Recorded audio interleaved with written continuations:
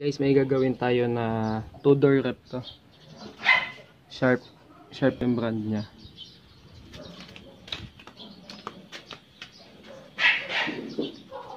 Ito yan. Bali, naging problema kasi nito. Yung thermostat niya dati hindi na nagka-automatic cut off. Kahit ilagay natin sa yellow, hindi siya nagka-cut off. Tapos yung compressor niya ngayon lang is nag high ampere, tapos stock up na, wala na talagang galaw.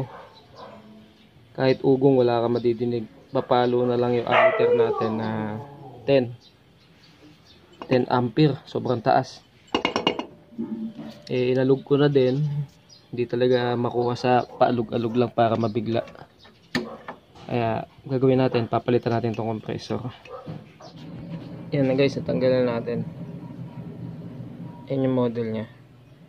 Stock up na to, nag high ampere. Guys, ito na yung binili natin compressor. Medyo maliit lang siya, pero same lang siya na specs. 1 port siya parehas. Pakita ko lang yung ampere nya, tapos compare natin dun sa luma. Testing natin.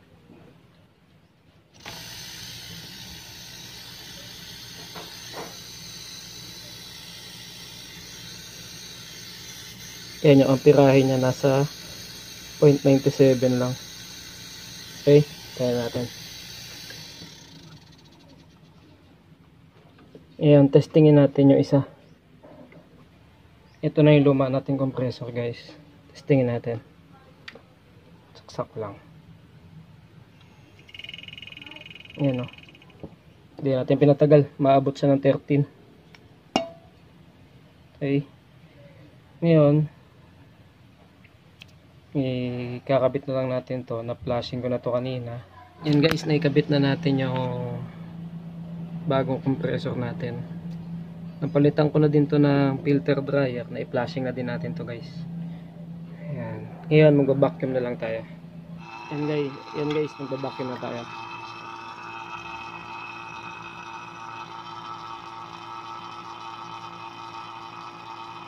Yan, bumababa na.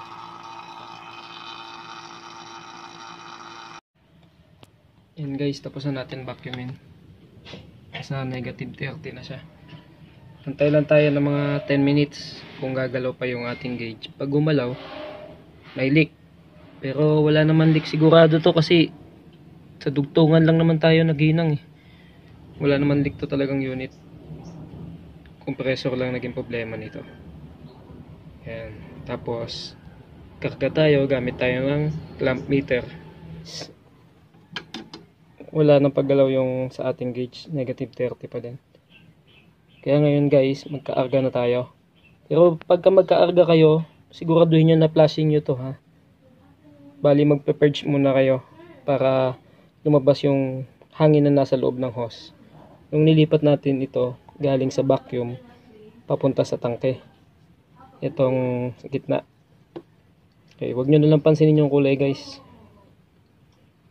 Okay, ngayon mag-i-initial muna tayo para hindi mabigla yung compressor, para may laman na din siya.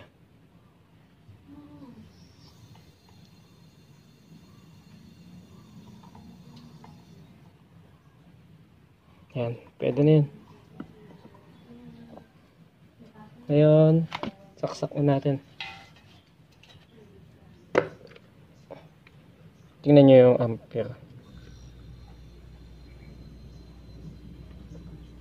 1.1. Yan, nagbabacuum pa siya. Karga tayo.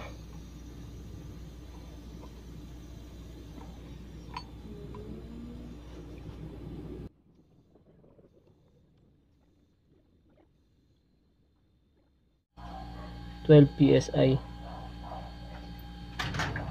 12 PSI na karga.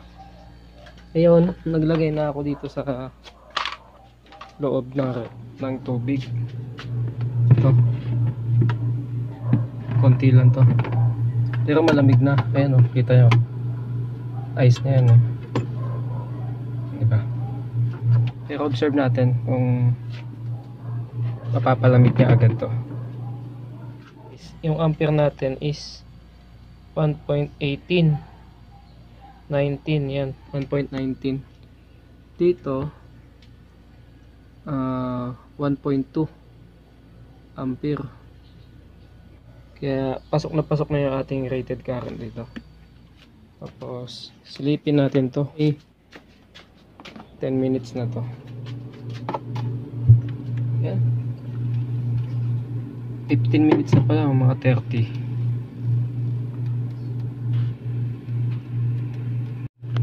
Ayan, kung titignan nyo, ayan o, nag-yellow na kagad o. Tapos yung temperature, yan, negative. Negative 2, negative 3. Okay na to.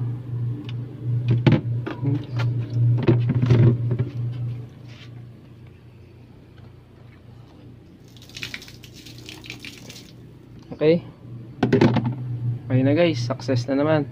Kung nakatulong man tong video natin na to, please like, share, and subscribe. Salamat.